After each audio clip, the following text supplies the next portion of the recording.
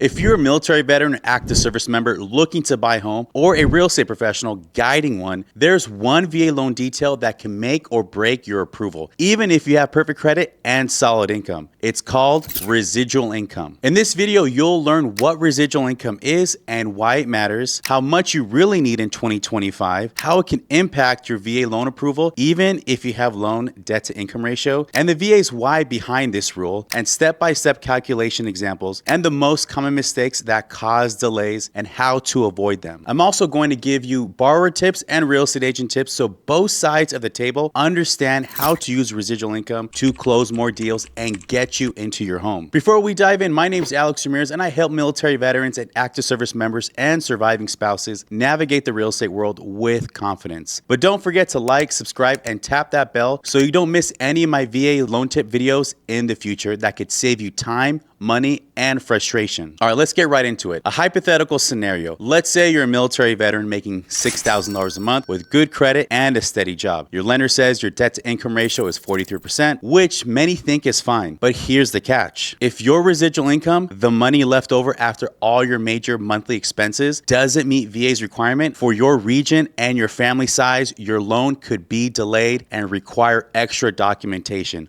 or even be denied. That's why this matters so much. You could look perfect on paper, but if your residual income falls short, the deal could fall apart. Today, we'll break down exactly how to calculate that, what VA rules are, and how to structure your loan so you can avoid this problem altogether. What is residual income? Residual income is what's left over after you've paid all your major monthly expenses. And this includes housing payment, your mortgage, taxes, insurance, HOA, monthly debts like your credit cards, student loans, auto loans, alimony, or even child support, estimated utilities, and maintenance. You have taxes, that means your federal, your state, and your FICA. So why VA uses it? The VA doesn't just want you to qualify for a loan. They want you to keep your home. Residual income ensures that after paying the big stuff, you can still buy groceries, fill your gas tank, cover childcare, and handle emergencies without falling behind on your home. Here's an example. Two borrowers make $6,000 a month each.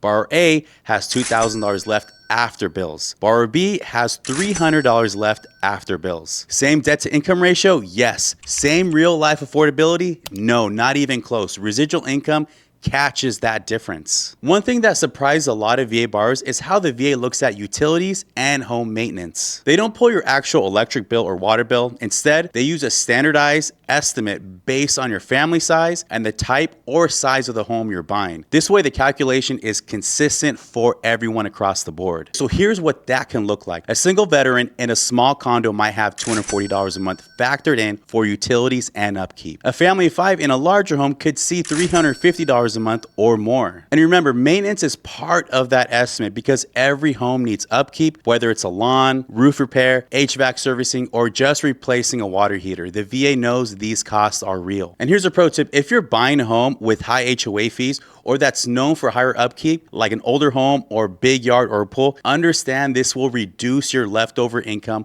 on paper, even if you personally feel you can afford it. Okay, maintenance and utilities. Here's an example. Let's run the math. If you're buying a 2,000 square foot home, VA's estimate for utilities and maintenance is about 14 cents per square foot. So 14 cents times 2,000 is $280 per month for utilities and upkeep. That $280 is then subtracted from your gross monthly income along with your taxes, insurance, HOA dues, and other debts. To figure out all your residual income, this is what's needed. And this is exactly why even small changes in the size of the home you're buying can impact your VA loan approval. So how much do you really need? It depends on 3 factors. You have your region, so cost of living varies, and VA adjusts for that. Family size, so more dependents equals higher living expenses. And your loan amount. A larger loan often requires larger and stronger buffers. So here's a regional example. Let's say a family of 4. In the South, $1,003 a month residual income is required. And in the Northeast, about $1,062 a month is needed. In high-cost West Coast markets, it's slightly higher. So check out this residual income chart I'm going to put up right here on the screen. You can take a look at it. It has the regions and how much you'll need for residual income based on family size. And the special rule for active duty service members, it's a little different if you're active. Now, if you're currently serving on active duty, your VA residual income requirement works almost the same as it does for veterans. veterans. But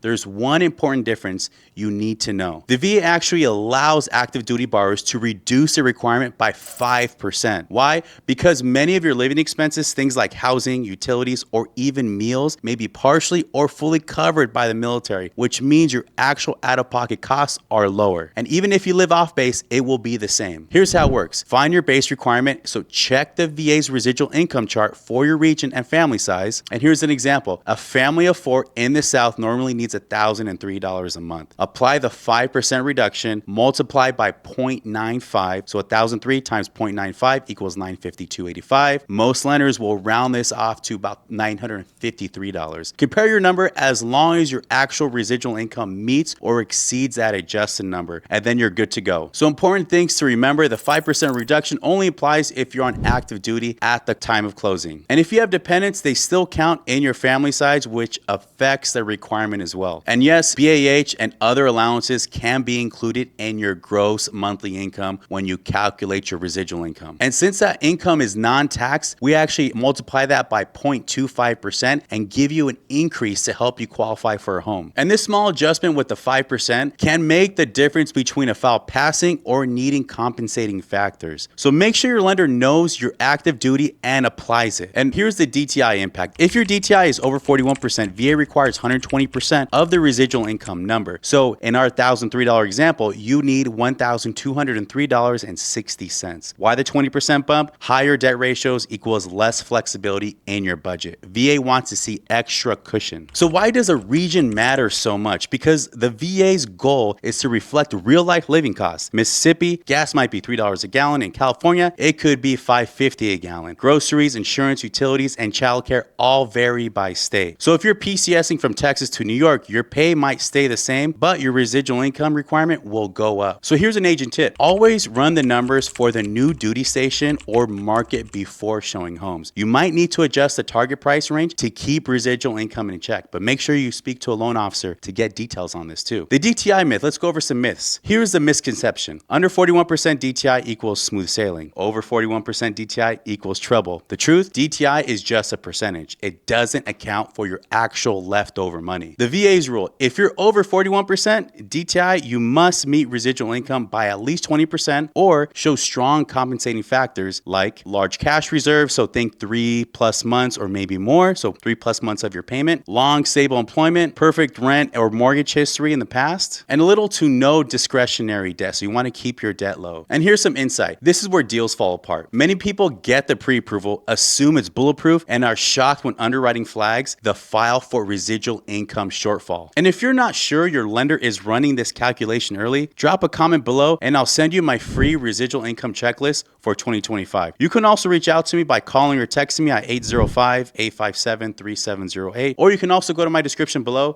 and schedule an appointment with my Calendly. So look forward to hearing from you. Let's walk you through a detailed calculation. Step 1, start with gross monthly income of $6,000. Step 2, subtract taxes, so Fed, state, and FICA, so $1,200. Step 3, subtract housing, so principal, interest, taxes, insurance, HOA, about $1,600. Step 4, subtract monthly debts, about $400. So step 5, subtract estimated utilities and maintenance costs of $300. That leaves $2,500 of residual income. So let's compare that to the requirement that we did before. If you're in the South and have a family of 4, your minimum residual income is $1,003 a month, and you're well above that. So even if your DTI is high, you're good to go. And here's a pro tip: don't forget about dependents. If your spouse or kids aren't listed correctly, your required number changes and you could unexpectedly fail the test with the residual income and get your loan declined. And why residual income beats DTI. DTI measures risk in percentages, but percentages don't pay bills. The dollars do. Residual income is adjusted for your real expenses, region specific, designed to prevent veterans from becoming house poor. FHA and conventional loans don't have this safeguard. You can technically qualify with almost no money left after bills. VA refuses to put veterans in that position, and that's why VA loans consistently